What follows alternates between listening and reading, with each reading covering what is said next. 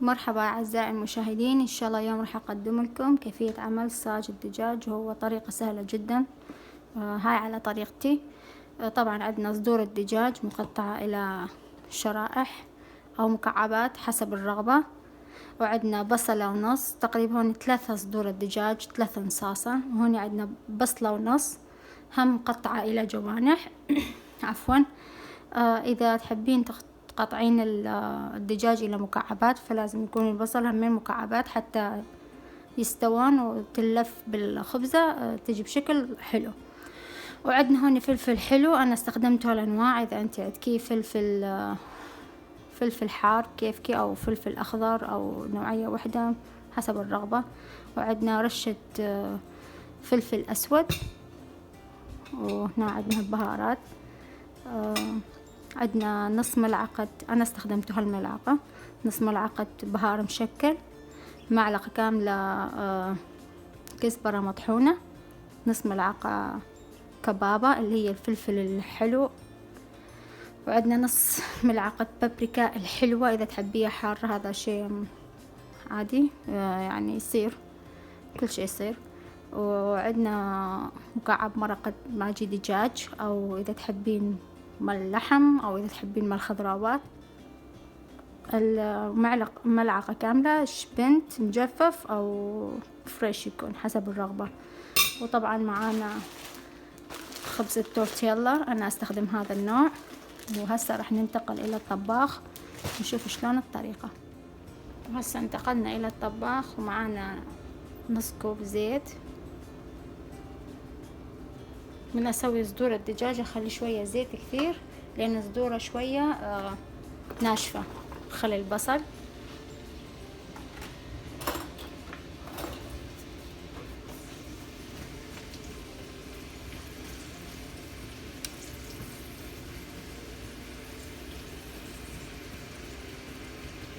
إلى أن يتحمص البصل، بعدين راح أضيف الدجاج، بعدين راح أضيف الفلفل، بعدين راح أضيف البهارات. هاي حبايب رجعنا وياكم بعد ما شوية ذبل، ما رجع يذبل كثير، بعد لين راح يذبل ويا الدجاج ويا الفليفلة. هسه نضيف الدجاج،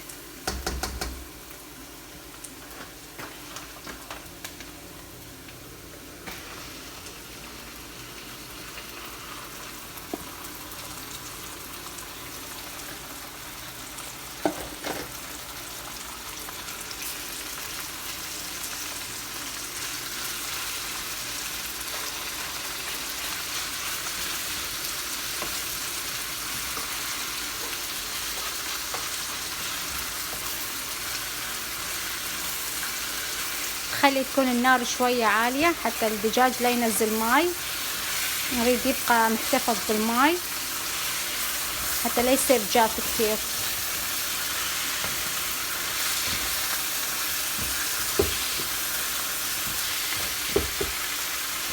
نسوي الدجاج ونرجع لكم ان شاء الله. هسه نرجع وياكم. نضيف الفلفل او الفليفله. تقريبا استوى الدجاج، ما استوى كامل لان نحب الفلفل شويه يذبل.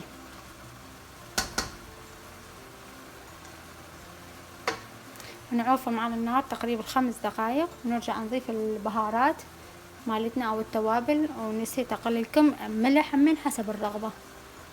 هسه شويه وراجعين حبايب. هنا بدا يتحمص الدجاج مع البصل والفلفل.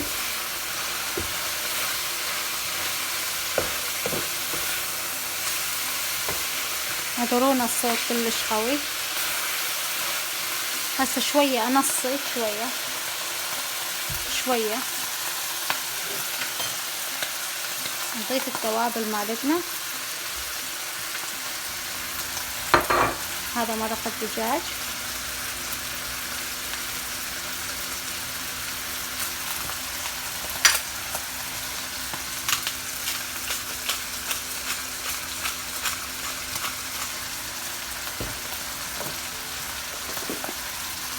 رشة ملح،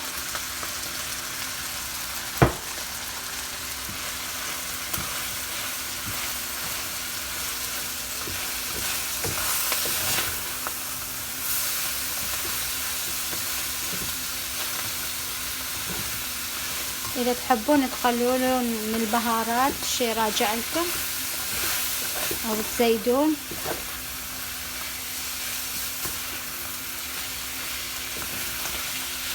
إذا عندكم بقدونس تقدرون تخلونها بقدونس وياه، تطلع كلش طيبة. صراحة أنا ما عندي. هاي صارت جاهزة، شوية تبرد ونرجع نلف وياكم سوا. نرجع وياكم ونكمل اللف. دائما خبز التورتيلا يجي جهة محمص جهة لا، أنا دائما أسوي على محمص حتى تتحمص الجهة الثانية.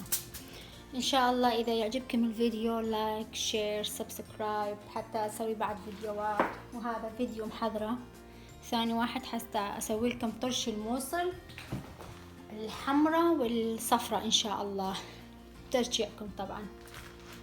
هسه خلي نكمل اللف. راح أسوي لكم وحدة.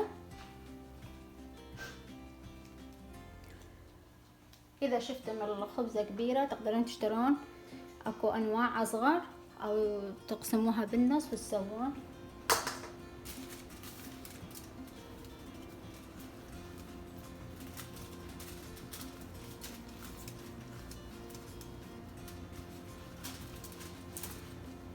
هالشكل.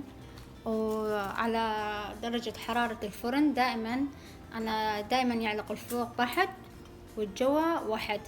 دائما أخليه على الفوق على الهاي، يعني بس مجرد ثواني انه هي تتحمص ارجع اقلبها على الظهر تتحمص وارجع اشيل الصينية، بس مجرد ثواني. واذا تحبون تعلقون بس الجوا على من يتحمص ترجعون هم من تعلقون الفوق، هذا حسب الرغبة. راح اخلص الكمية اللي عندنا ونرجع نشوف شلون طلعت. ان شاء الله عجبتكم ونالت رضاكم حبايب. بس خليناها بس الفوق معلوق، ننتظر بس مجرد ثواني لا اكثر. هسه نرجع نقلب بيهم.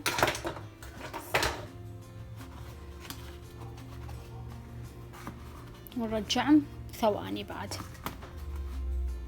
وهاي حبايب بعد ما شويت وخلصت، ما كملنا الشوي. اذا تحبون اكو هاي الكابسات تقدرون تسوون بيها، او اذا تحبون طاوة على النار وتحمى الطاوة وترجعون تشوها على الطباخ على الفرن، يعني مو الأوفن. وإذا عجبتكم الوصفة لايك شير سبسكرايب، حتى أرجع أسوي لكم بعد فيديوهات مثل ما قلت لكم، أسوي لكم الطرشي وكبة الموصل، وإن شاء الله نستمر وياكم. شكرا جزيلا، صحة وعافية.